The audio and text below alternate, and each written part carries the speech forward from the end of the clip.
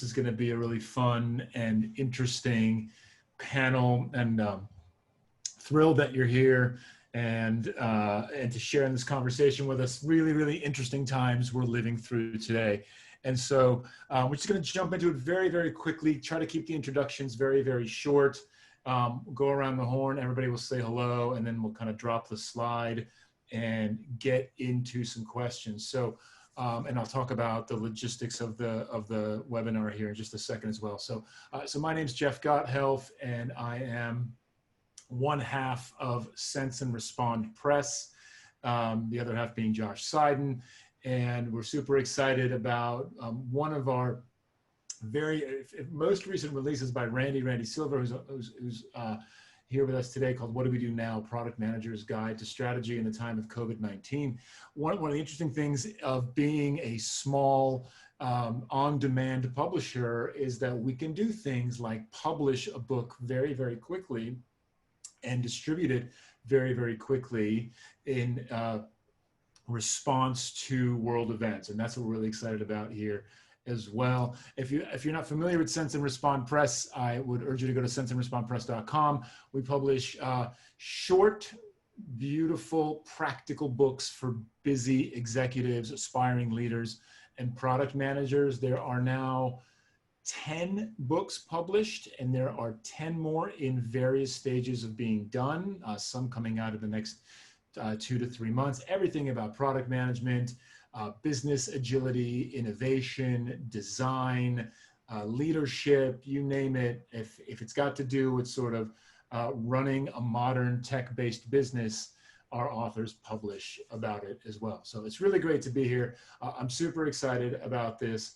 Once everyone has done their quick round of intros, I will talk about the logistics of the webinar, and then we're going to jump right into it as well. So that's it for me. Randy, say hello to the folks. Hello to the folks. Thank you so much for doing this, Jeff. And as you said, this was an incredibly quick thing. And I really appreciate Sense and Respond turning around and both agreeing to publish the book, but also agreeing to put all the profits to the COVID-19 relief efforts. Quick intro, I'm a product consultant. I've been a head of product for a few different places over my career. I've been doing product management officially for 11 years and doing other things that turned out to have been product management for far longer. I just didn't know what the title was until about 10, 11 years ago. I'm also a podcaster with Mind the Product. I do the product experience with my co-host, and yeah, that's me. Awesome. Selena. Hi, folks.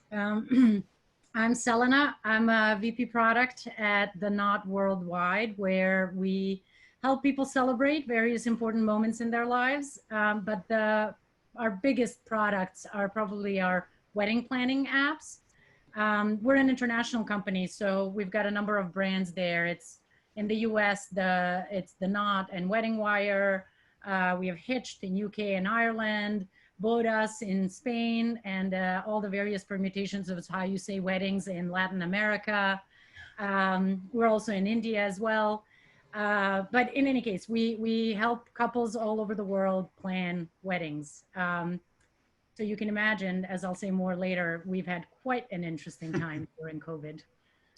I can imagine. And you didn't tell them the secret, Selena, is that? The secret? We used to work together many, many years ago. We did indeed. That was a fun time too. Yes, Jeff and I worked together at a company called Ladders in the job search space. The dawn of lean UX. Yes. Yes. It was super cool. Nice. It's great to see you again too. It's been a while. Janna. Hey everybody. So my name's Janna, and I'm a product person at heart. I'm by background. I am one of the founders of Mind the Product, which is a community and a series of events for product managers. And nowadays I spend my time working on Prodpad. So Prodpad is a tool for product people that does road mapping and ideas and feedback and making sure that you're actually solving the right problems and not wasting time building the wrong stuff. Amazing. And little known fact, but the 3 Americans on this call are in Europe, and the 1 European on this call is in America. Amazingly ironic and fun to say. Cool. All right. So let's not waste too much time. I want to get into this, but I want to talk about very quickly how we're going to run this. So I've got a series of questions that we've put together to start to ask the folks on the panel itself, and we'll kind of go around, and feel free to jump in. If you're listening in as a participant, please use the Q&A box to ask questions. Now, I know sometimes the questions end up in the chat box. I'll find them there as well. So no big deal. But if you can use the Q&A box, it'll be a little bit easier to just kind of find everything in the same place. So feel free to do that. Obviously, you can use the chat for anything and everything there. And if any questions you have, please ask them now and at any point, and we will bring them up in discussion as they make sense. Okay, so let's do this. We've got 3 really interesting perspectives, right? We've got Janna, who's building a business. We've got Selena, who's in-house helping an existing business, and Randy, who's consulting. So we're going to get a nice kind of a 360-degree view on all things product in the new reality, or the new normal, which I really hate that phrase. So let's do this. So I'm going to start. Let's start with Selena, because Selena's interesting because, hey, you're dealing with with like live in-person events, which are frowned upon in most places at the moment. So what's changed for you as a business strategically? And did you have to make a significant change to your roadmap, short, medium-term, long-term goals in response to the pandemic? Yeah, so let me tell you first a little bit about like how this has actually impacted our customers, because obviously anything that we do is in response to how we can better serve them now that their situations have changed. So by definition, a wedding is a large gathering. That's certainly the weddings that most people plan. And as you say, they're frowned upon or just outright not permitted in most places that we operate right now. Yeah. So on the one hand, COVID has struck literally at the heart of what makes a wedding. And then on the other hand, it really hasn't. It really hasn't changed anything. And here's why. No couple ever has decided to plan a wedding, which is months of effort and tends to be expensive. Nobody has ever decided to plan a wedding because it was the convenient thing to do. And so it's true that planning a wedding is now probably the most inconvenient it has ever been. But the fundamental reason that people want to get married hasn't changed, hasn't gone away. I know it's cheesy, but this is how we feel. And what we've been saying in our company is love is not canceled. Right. Temporarily, large events may be canceled, but love is not canceled. So first thing we needed to do was to really find out how is this impacting our couples? Because on the one hand, you have this very objective, harsh reality of mass gatherings are not allowed. On the other hand, the desire to wed has always been sort of propensed by emotions, not by objectivity necessarily. And so the first thing we did, of course, was reach out to our customers and ask them, well, what are you doing now, right? And we found that very, very small percentage, I'm talking low single digits, are choosing to cancel their wedding. And the vast majority are figuring out how to have their wedding anyway. Now, what we see is 2 camps. There's the camp of people who are like, listen, like I've dreamt about my wedding since I was 12. It's the wedding that I want with a capital T and a capital W. And if it means we're going to have it next year, then let's have it next year. But let's have the wedding that we've always wanted. And then we've got a different group of people who I'm deciding to call early adapters. We are, after all, a mature product, so I can't rightfully call them early adopters. But our early adapters are folks who are figuring out how to navigate this, you know, to borrow the phrase, this new normal, and how to have their wedding anyway. With the Knot, especially being a leading wedding planning brand in the US, and then all of our international brands really being strong in their local markets, it's been a very interesting conversation to have with our customers, because on the one hand, like any good product shop, we are listening to our customers first and seeing how we can serve them. But on the other hand, we are the experts in wedding planning, and they're coming to us going, well, what should we do now? What do you say we should do? And so it's been this fascinating conversation where, you know, our teams are putting out guidance and brainstorming ideas and suggesting various things. You know, you can have, we've dubbed them mini-monies. So you can have small ceremonies instead of large ones. Maybe you can have several. Maybe you can incorporate virtual elements to your wedding. Here we all are on a Zoom call. Obviously, everybody's learned to manage a Zoom call. So that could be something you can add to your wedding. Finding ways to find very large outdoor places or venues that are able to, now 5 months in, accommodate socially distant and still small enough, of course, weddings, and supplying them with all the necessary masks and gloves and whatnot. So there are these early adopters who are figuring out how to get married anyway, and we've been trying to maintain a close conversation with them for two reasons. The first one's obvious, so that we can appropriately adjust our products and services to serve our customers.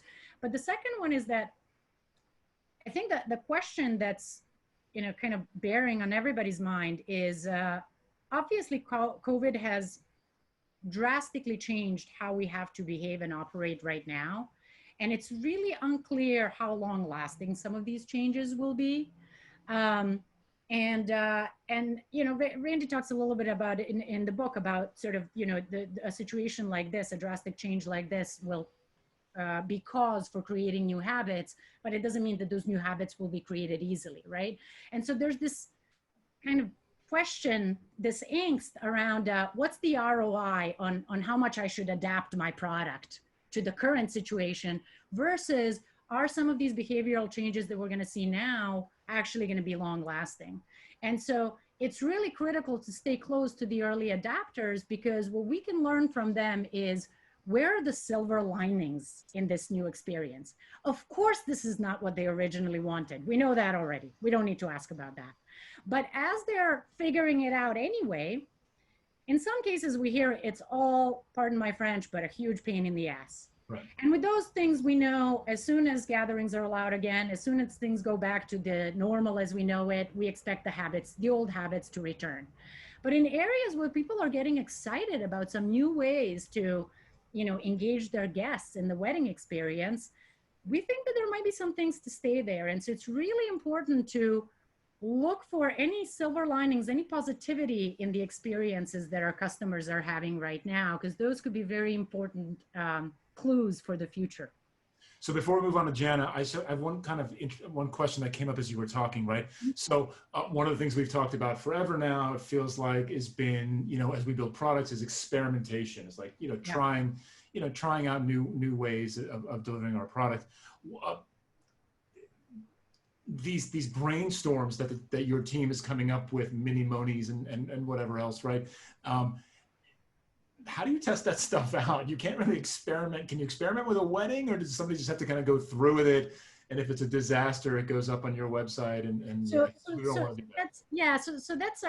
So to clarify, like we sort of work as we have an advisory and a middleman role, right? So we're a platform where there's a marketplace where you can find venues, you can find photographers, florists, and so on and so forth. You can set up a registry, a wedding website, you know, any kind of messaging and communication you need with your guests, so on and so forth. And we provide a lot of advice, but it's not like we literally plan your wedding. Right. So the way that this plays out is that there's a lot of brainstorms. We talk to our customers constantly, so to the degree that we can test things, we at least test for gut reactions from our customers. Right. And then when we put things out there, that's where these early adapters are following some of our advice and telling us, like, hey, this was actually a really marvelous wedding. I don't feel like any of the things that I couldn't do were really missing, you know? Or again, we have folks coming to us saying, like, I'm glad that we said I do on our original date, but I look forward to a really big reception next year that I still want to organize. Right. And so that's that's that feedback loop from the early adopters. They're the ones telling us, hey, here's what's actually working. Of the stuff that you're advising, here's what's worked for me, here's what hasn't. And of course, they themselves are coming up with ideas, which we then try to, broadcast to other planning couples. Awesome. Janna, you're building a business. What's been going on there? What's changed for you fundamentally as a business, strategically, tactically? What have you had to shift? Yeah, I mean, for us and like for everyone, it's been a really interesting year. Some of the big changes that we've seen is, in the way that we work.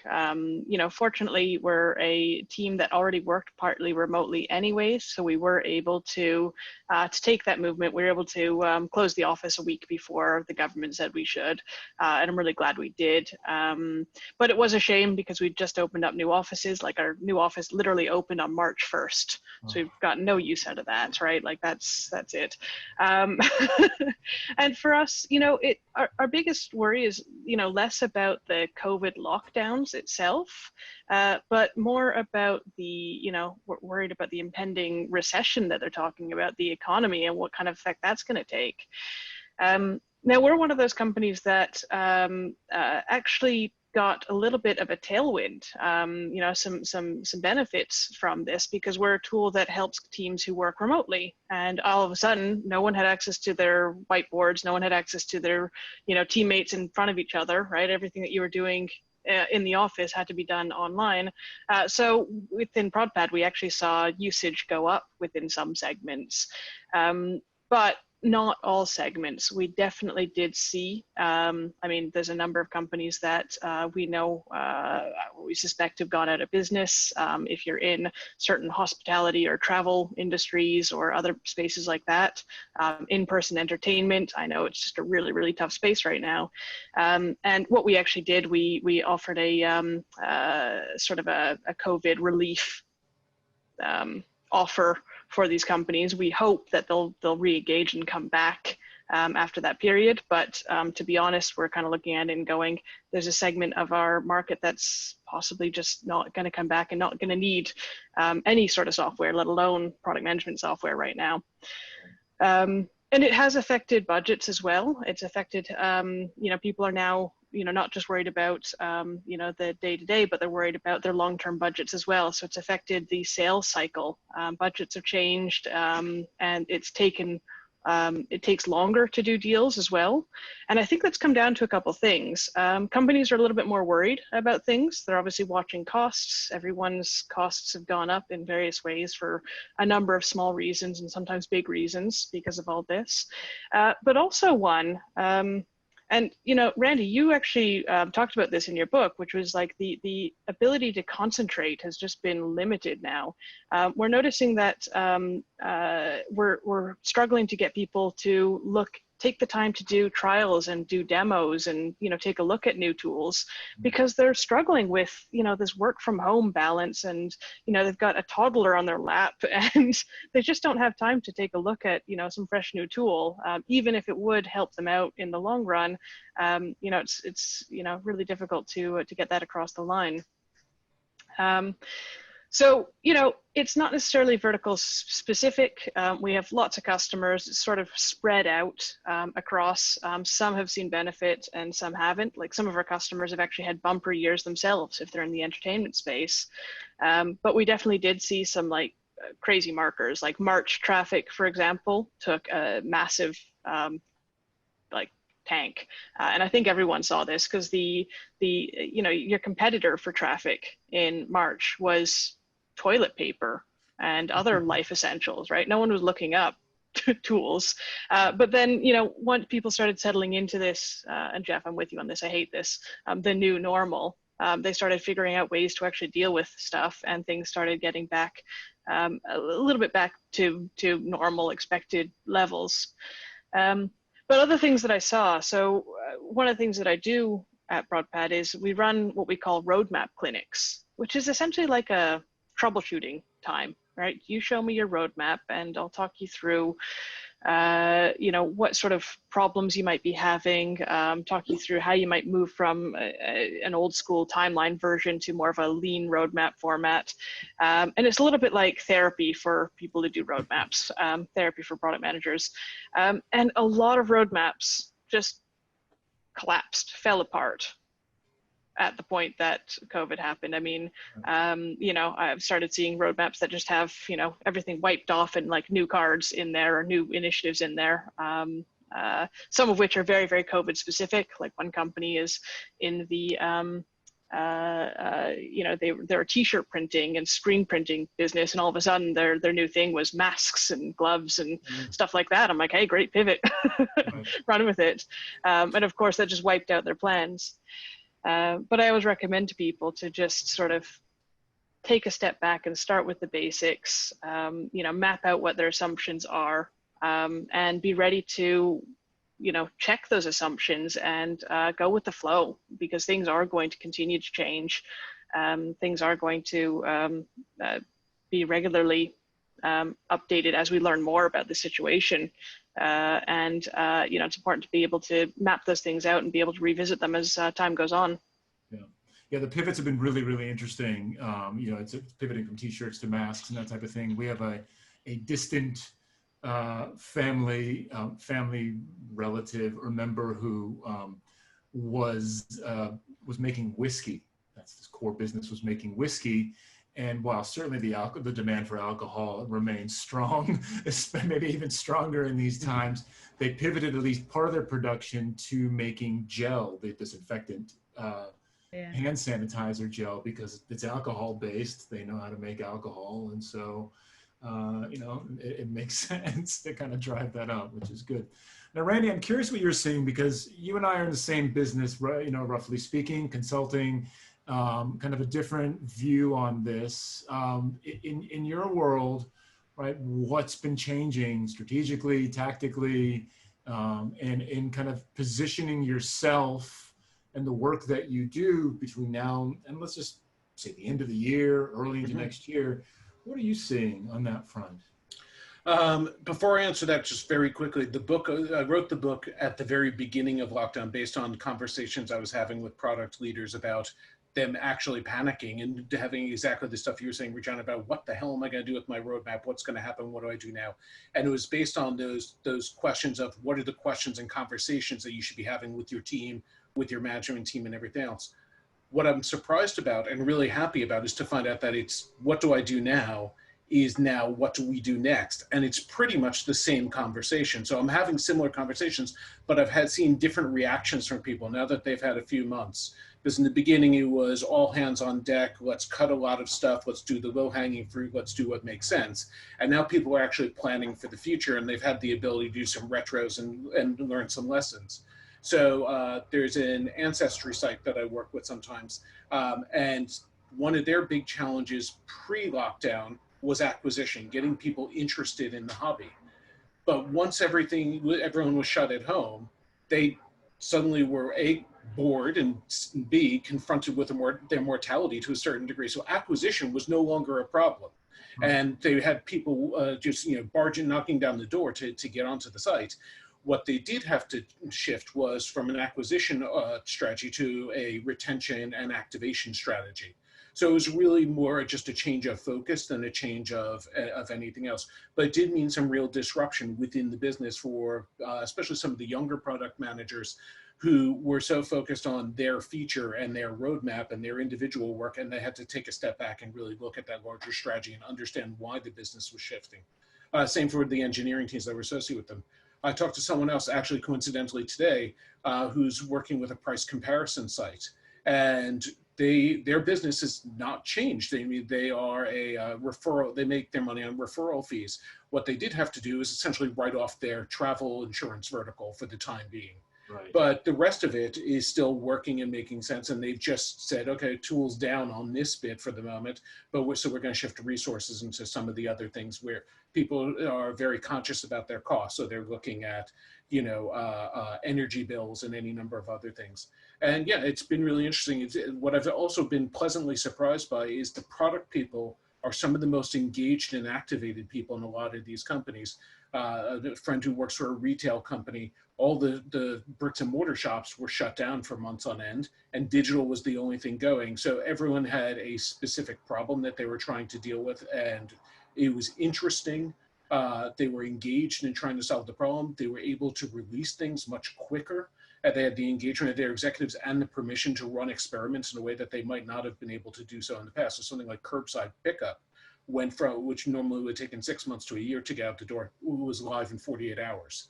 And everyone accepted the imperfections around that. So yeah, it's been really interesting.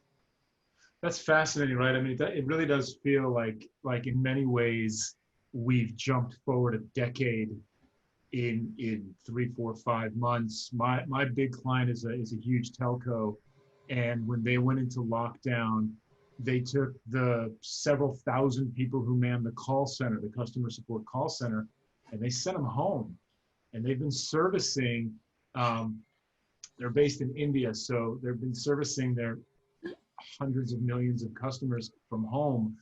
I mean, it would have taken them a decade to get rid of the real estate, just to to move, and then can move people out of there into their homes. And is that ideal? Is it optimal? No, right? Because we're kind of scrambling and reacting quickly, but there's a significant step forward here, which is really interesting, right? So that's really good to hear. We talked about, so the first question, and Janna, we'll start with you with this one.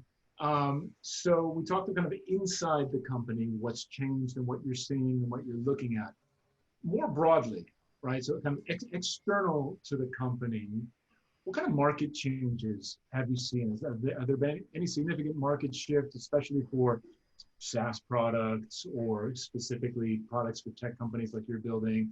Changes in the competition, changes in the competitive landscape, and what are you seeing outside of the organization? Yeah, really good question. I think it depends from industry to industry. Some sectors are seeing, absolute dives because they're just hugely affected by the actual COVID crisis itself. Other industries are seeing a bumper from it. Because they're in the entertainment. If you're building consoles, or apparently, as Randy said, even things like looking up your ancestry, baking goods, I don't know, things like that seem to be getting a bit of a bumper year this year. What's actually really interesting to me is the companies who are able to adapt and how quickly they're able to move mountains. I find that to be really interesting, just like the ability to, things that would have been impossible to do had you asked them to do last year, just suddenly these shifts in their strategy, whether they're sane or not, whether they were the right thing to do or not. They probably weren't thought out enough because they just had to do something, but they're actually making things happen. And in some cases, it's saving companies, right? It's, these pivots are the actual lifeblood for some of these companies, because otherwise they couldn't keep going with what they were doing. So it's really fascinating to see those different pivots that people are doing and where they're actually heading with it. And I think different types of companies are affected differently. I'm seeing out there, like in SaaS, a lot of different pricing experiments happening.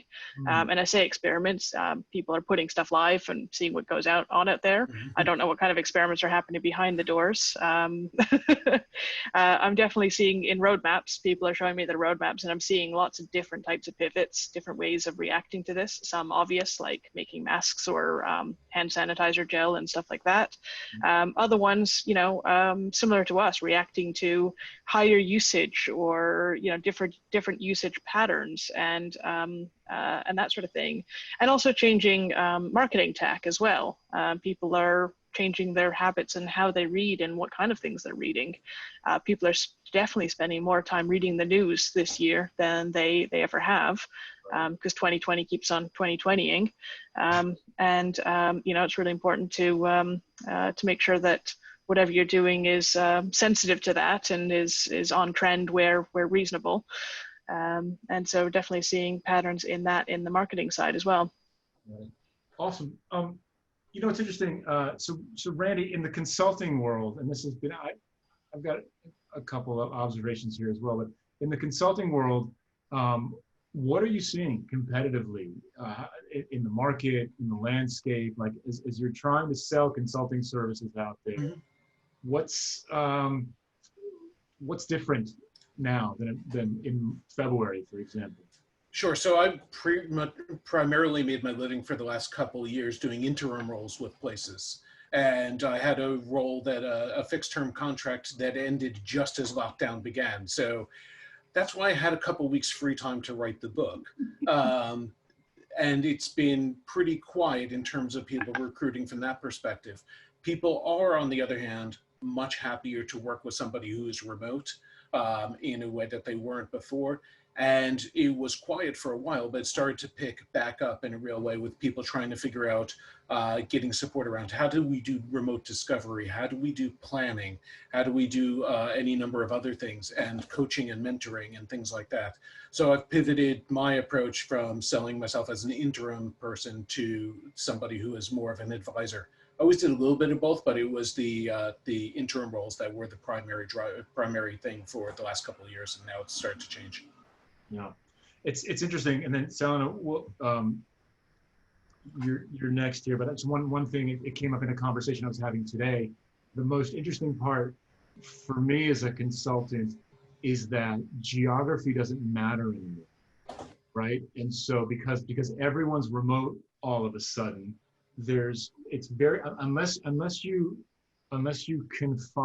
actually change the language of an offering to a specific geographical location's language, and even that's not, a box around, like a hard box around it. There's no, like, so here's the example. So I was speaking with a group in Greece today about maybe putting together a workshop or a training with that group in Greece. Now, if you've ever worked in Greece, you know that the price for that kind of workshop and that kind of training is significantly lower there than it would be in London or in New York or San Francisco or something along those lines, right? And so if we're building a training for the Greek market, right, or targeting at the Greek market, anyone can attend it, right? There's nothing stopping somebody from San Francisco who normally would pay 3 times or 4 times as much for that product to attend this, Athens event. Like, it doesn't matter. It's a Zoom-based event, and that is a really interesting challenge that I've been dealing with. It's really leveled the playing field. Well, it's completely changed the playing field for consultants who had geography as a competitive advantage, right? So if you owned, like, for example, a particular type of consulting or training or service in London, in New York, right? I can play in that market now is much more easily than I could even before, because before I'd have to get on an airplane to get there. Whereas today, we just do this, which has been a really fascinating, challenging, and difficult thing to overcome, and really think through how to pivot the business around that as well. Selena, what about you? So sort of external to the business in your market, in your domain, what's the competition like? What are you being challenged by these days? What's when this thing happened, was there anything that you were like, oh crap, that's going to eat our lunch now that we can't do these in-person events like we used to? I mean, to be honest, I wouldn't say that there's been like drastic changes in the amount of sort of threat or not that we perceive sort of from the competition, because the way in which COVID has impacted weddings has been very egalitarian, if you will, across the market, right? It has a lot more to do with, maybe if there was some bizarre situation where, like, in a particular country there was a much stronger competitor, then like maybe in that country we would have a bit more of a struggle. But generally speaking, I'd say that like all of the companies in the space are pretty similarly affected. So the changes, or sorry, the delta in COVID impact on different companies has more to do with the starting position of the company. So for example, the Not Worldwide, we were, I think honestly it's fair to say, like, half lucky, half smart with the timing of when COVID hit. So we had already been managing our expenses. We had a couple of years ago gone through merged the Knot and Wedding Wire, formerly separate companies, into a single company. And as you can imagine, through that merger, we already had to kind of like look over everything, eliminate duplicate expenses, like shore up, you know, unnecessary costs. And so we have just kind of recently gone through that exercise. And so we were in a really good starting position where COVID hit, where we had our house in order, if you will, and we're managing the cash flow. What we did see is that some of the smaller competitors in the market, like we could see that they were, for example, pulling back on their paid marketing acquisition, right? Like we saw them disappearing from Google at times. Some of them are starting to reappear again, as we also see everybody's traffic in weddings pick back up. But we'll see how long that lasts. We'll see if we're in for another wave. Everybody's sort of like, don't jinx it. But yeah, I'd say the overall, like the competition has been similarly impacted. We're all trying to figure out the same thing. So, you know, I spoke a little bit earlier about how really fundamentally, even though COVID strikes at the core of weddings, which is the ability to have mass gatherings, at the same time, it doesn't really fundamentally change why people get married. But there is a host of tactical changes that we are racing to make, and our competitors are racing to make too. What's been, I want to say interesting, if I'm honest, this has been like a little bit fun for a product geek, because it's been a little bit of that like classic like race to find the right solution to the right problem, right? Like, you know, when like, you know, people write books about being in on the ground floor of PayPal or whatever, like somehow I feel like we're all on the ground floor of something right now, regardless of like the maturity of your product or company, because the potential for long lasting and drastic customer behavior changes are very real. And so it's been a race of tactics, but we're all kind of like seeing the same problems, right? I might still be interested in finding and securing a venue, and maybe I can find one with an outdoor area, but how am I going to go visit it? Like, it's not practical for me to go touring venues. So setting up things like 3D venue tours and video calling with venues and vendors so that you can connect with them directly on the platform. I mentioned a bit before things like incorporating the video component or like a Zoom into your weddings. How do you make that easy for guests?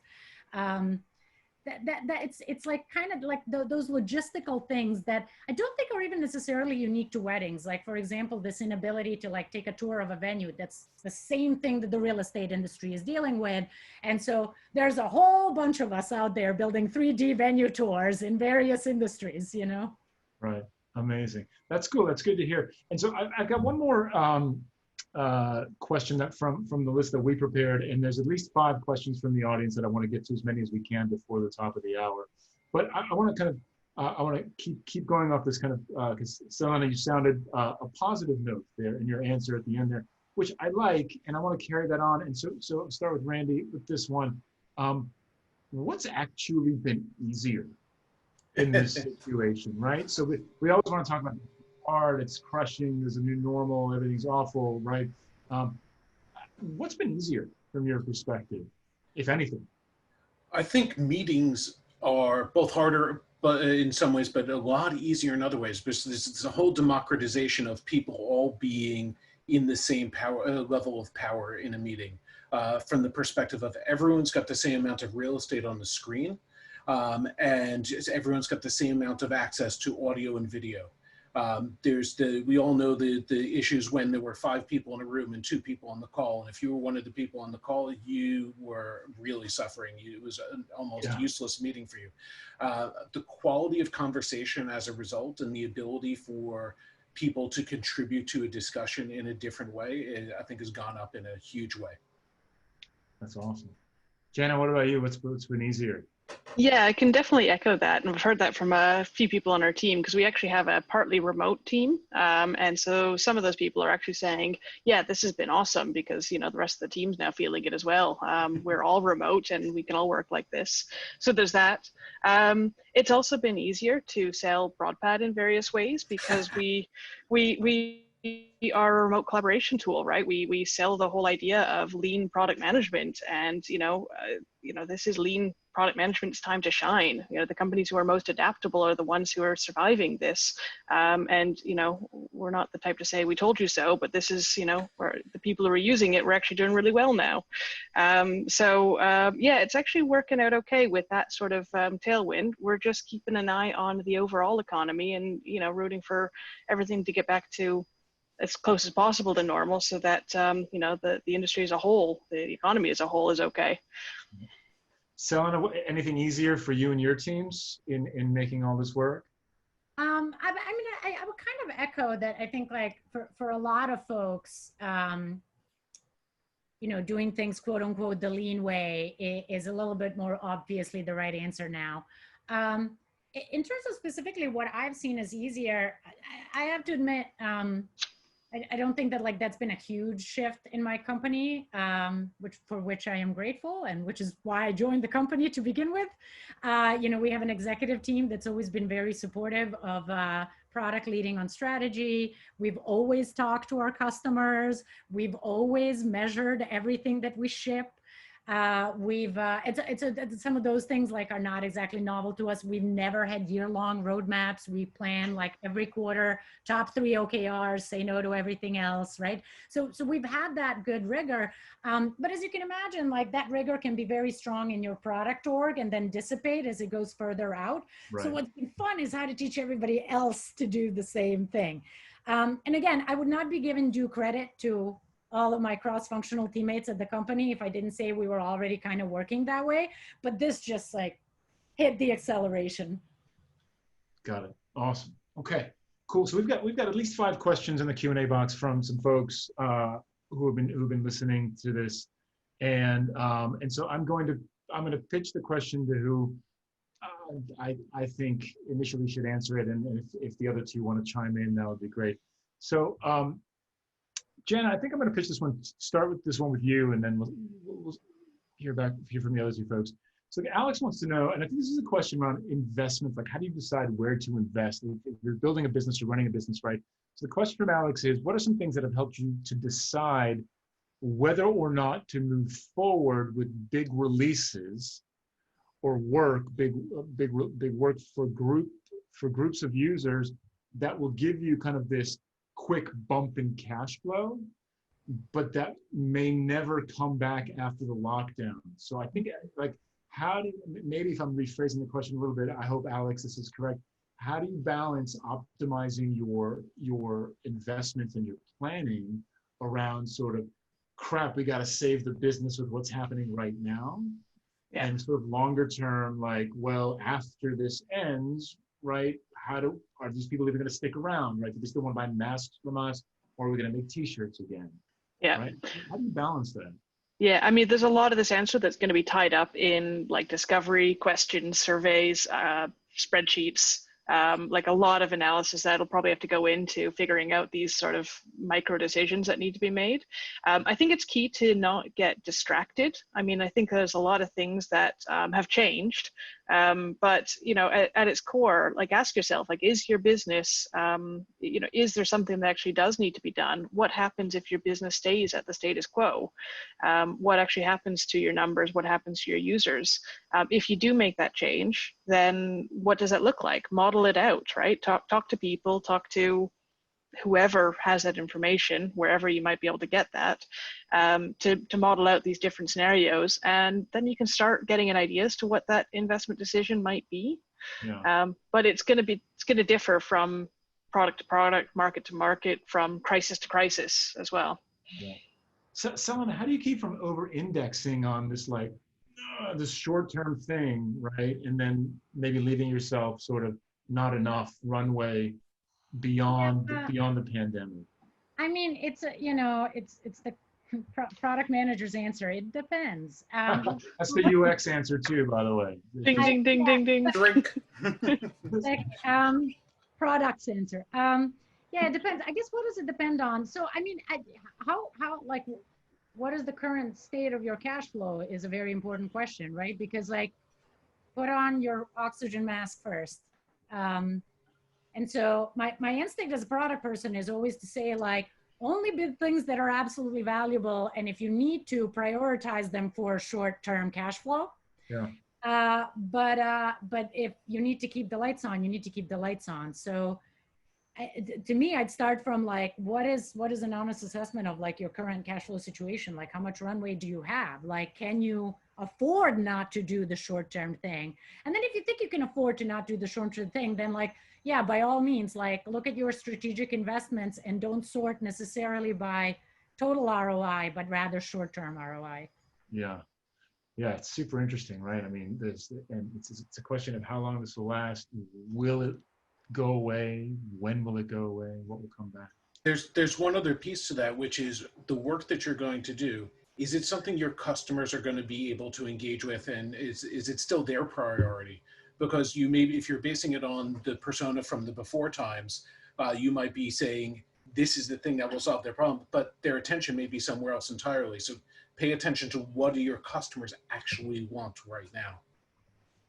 You really call it the before time? Why not? Do you have a better term? No. Like BC, before COVID. Before COVID. Okay. Okay. Randy, let me pitch this one. We'll start with you on this one. So Guillaume, who lives just up the street from me here, not too far away, and who I know is a lovely individual. He said, listen, what's not coming back to in-person mode, right? So he said, do you think there are going to be products that are designed and built as in-person, that are eventually going to go 100% sort of virtual product management and development and design and not coming back to in-person mode? Or assuming we get back to some state of the way things were in the before times, are there things that aren't coming back? Like are things that are going to stay 100% remote? I don't think anything is ever 100%. You know, all these companies that have gone, everyone's gone remote and virtual, but there are going to be companies after a vaccine, assuming, as we all do, that a vaccine is coming out, but after a vaccine, there will be companies whose cultural USP is going to be that we are a co-located team. And there are companies that are going to say, we're going to keep our headquarters, but we're going to have smaller amounts of space and we're going to reconfigure it to use it in a slightly different way. And we'll encourage people to work from home part of the time or most of the time. So things will change. I think the balance will change. I'd be hard pressed to think of anything that's going away entirely. Yeah. Janna, you guys gonna, if things get back to some level of normalcy, or if and when, are you guys gonna reopen the awesome office? We're having the conversation now. Some people are really getting itchy back at home, and so we're looking at what that looks like, whether we need to all, don hazmat suits or whatever. We've got two different offices. One is bigger than the other, so carries more people. So we're having that conversation. I'd like to. We'll see. Yeah. We'll update as we go. We're kind of looking at things in terms of every 2 weeks review and see where things are. And if we see that the R rate is going down and that there's no cases in our local area and people are comfortable with it and we can logistically pull it off, then yeah, we'll get there. Okay, interesting. So I've got a different question for you. It's the next question in the list here from our participants today. Daniel's asking, and he's asking the whole panel, but I'll start with you, Selena. He said, be curious to hear what lessons the panel have learned about how businesses and product people can be more resilient to challenges more generally. So COVID has shocked us all, but it's imposed a very specific and particular set of restrictions on us that we all are aware of. Are there broader lessons for being ready for these kinds of challenges that we can take away from this for future, I don't know, catastrophe? Yeah, I mean, I feel like I'm cheating on this answer, but like it's hard not to say like stay lean. Yeah. I mean, okay, like what has this really taught us? That at a moment's notice, we need to be able to point our teams to do something else, which means that whatever they were doing needs to be able to wind down very quickly. Now, in the worst case scenario, you're winding things down by saying, put your pencils down and stop working on it and like delete or jar the code, right? Mm-hmm. That obviously is a bit of a like price to pay in terms of team morale and potentially even practical price to pay in terms of the code quality that you're leaving behind, depending on what you choose to do with that code. a long time ago, I read a really, really good article about thinking about software as still something that can sit on a shelf. It's ones and zeros, but like you still got to prune that stuff. Yeah. In a best case scenario, of course, that's not what you need to do. In a best case scenario, you were very, very clear with yourself that what your customers need is not a 12 bullet point featured piece of software, but what they need is like one very, very concrete, as narrowly defined as possible problem solved.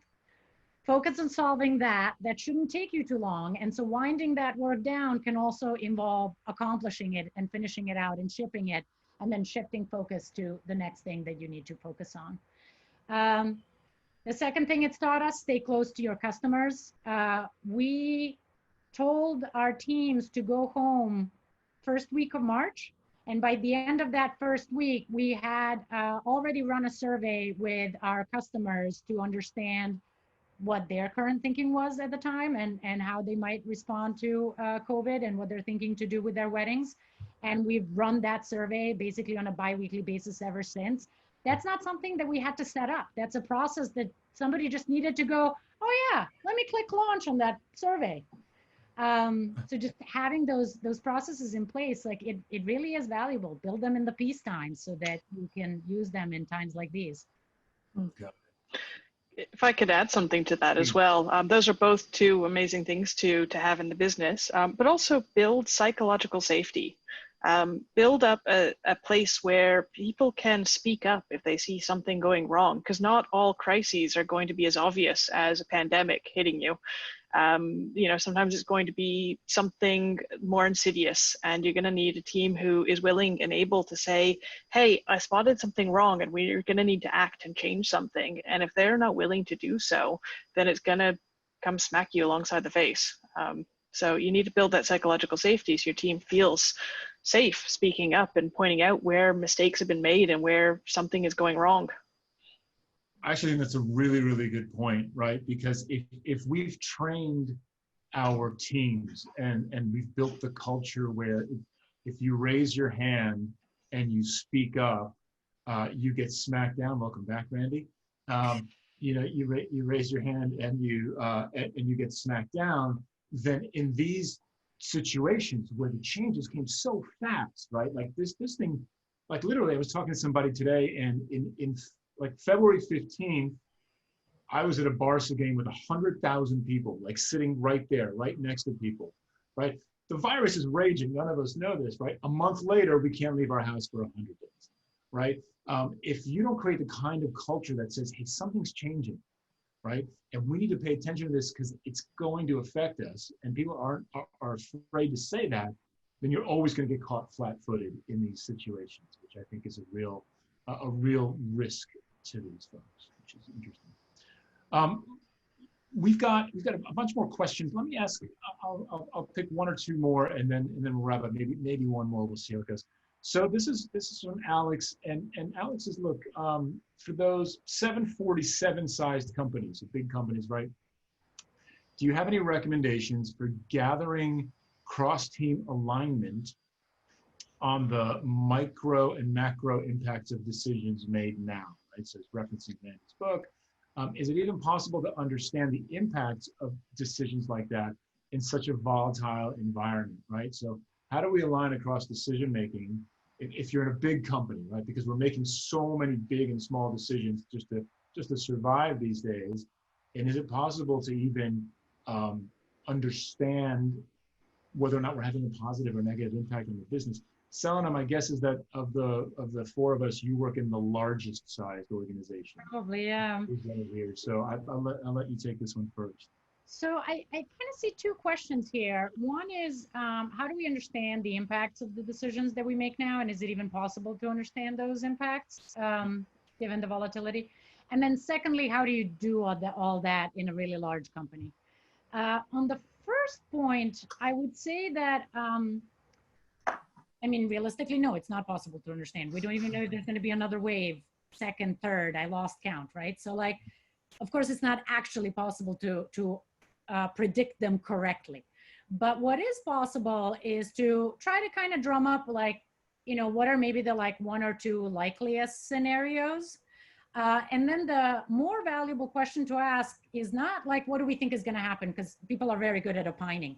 The more valuable question to ask is, how will we recognize if that's the thing that's happening, right? So like, what metric can I put in place right now on my daily dashboard so that one day when I open it up and I see some number went up or down, I know, oh, we remember this in our document, we said scenario 4 would look like this. We must be in scenario 4, right?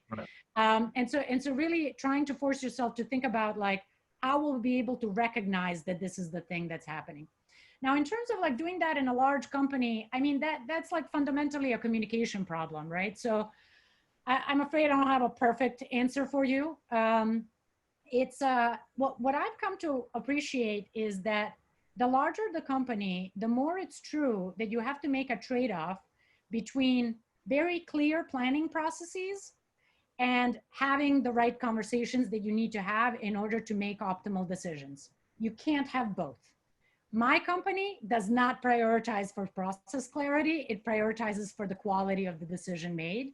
And so I can't give you a recipe for this, but some things that we have tried to be very mindful of in an attempt to facilitate more productive conversations and ultimately team alignment is try to recognize what needs to be done asynchronously and what needs to be done synchronously. So like, how can we divide and conquer and maybe each write up like a 1-pager of here's my perspective, here's my best case scenario, here's my worst case scenario, here's why I think it's critical that we do this, here's why I think it's critical that we absolutely never do this, whatever it is, right?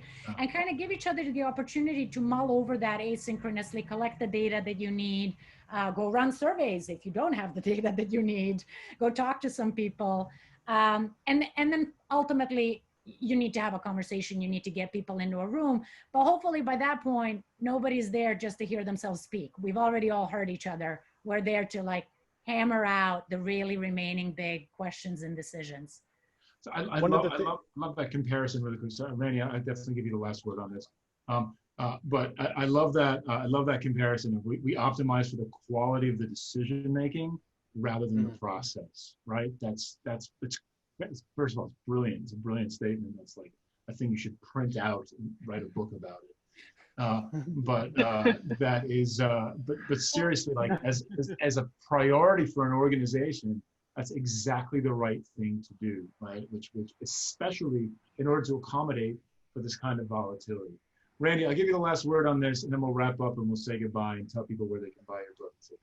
Sounds good. So you'll laugh. I'm on a different computer now because my other one actually expired because it overheated. So couldn't plan for that. So, to add some more to what Selena was saying on that specifically about how to align better at a large company.